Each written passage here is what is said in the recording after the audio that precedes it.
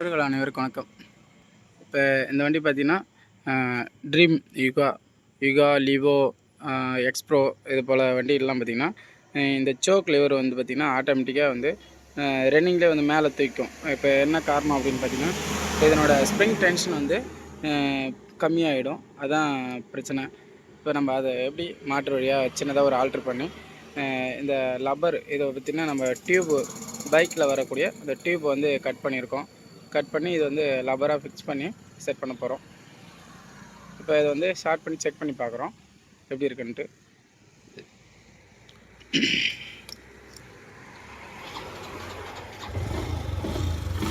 இப்போ ஸ்டார்ட் பண்ணியாச்சு. இப்போ சோக் பார்த்திங்கன்னா நார்மலாக இருக்குது.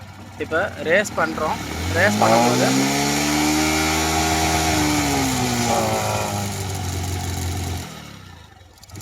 ரேஸ் பண்ணும்போது ஆட்டோமேட்டிக்காக சோக் அதுவே போயிடுது. இதனால் கஸ்டமர் வந்து வண்டி வந்து போக மாட்டுது, சோக்கில் ஓடுது அப்படின்ற மாதிரி சொல்லியிருக்காங்க. இப்போ அதை வந்து சின்னதாக ஒரு மாற்று வேலையாக வந்து டியூபுக்கு வரக்கூடிய அந்த லப்பரை வந்து கட் பண்ணி இப்போ இந்த இடத்துல நம்ம போட்டு அதை ஃபிக்ஸ் பண்ண போகிறோம். இப்போ இந்த டியூபை வந்து இந்த ஓஸ் வழியாக ஏர் ஃபில்டருக்கு வரக்கூடிய இந்த ஓஸ் வழியாக இழுத்து நம்ம இதில் வந்து ஃபிட் பண்ணுறோம். இந்த சோக் லிவரில் இது மாட்ட போகிறோம். மாட்டிட்ட உடனே இப்போ நம்ம சோக் போடுறோம் அப்படின்னா நம்ம சோக் போட்டு மறுபடியும் அதுவே ஆட்டோமேட்டிக்காக ரிலீஸ் ஆகிடும்.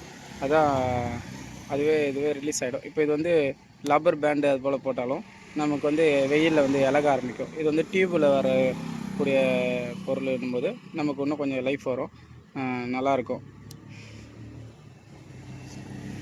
பார்த்தாலே தெரியும். இப்போ நம்ம வந்து மறுபடியும் ஸ்டார்ட் பண்ணி ரேஸ் பண்ணுறோம். என்ன ரேஸ் பண்ணாலும் மேலே ஏறாது. அதே போல் இது வந்து ஸ்ப்ரிங்காகவும் வேலை செய்யும். இப்போ நம்ம சோக் போட்டோம் அப்படின்னும் போது விட்டுட்டால் அதுவே ஆட்டோமேட்டிக்காக ரிலீஸ் ஆகிடும். அதே போல் ஒரு ஸ்ப்ரிங்காகவே அது வேலை செய்யும். இதே போல் சின்னதாக ஒரு லப்பர் எடுத்து நம்ம ஆல்ட்ரு பண்ணி போட்டுக்கலாம் அப்படின்ற ஒரு தகவல் தான். நன்றி, வணக்கம். நான் உங்கள் விழுப்புரம் சரவணன்.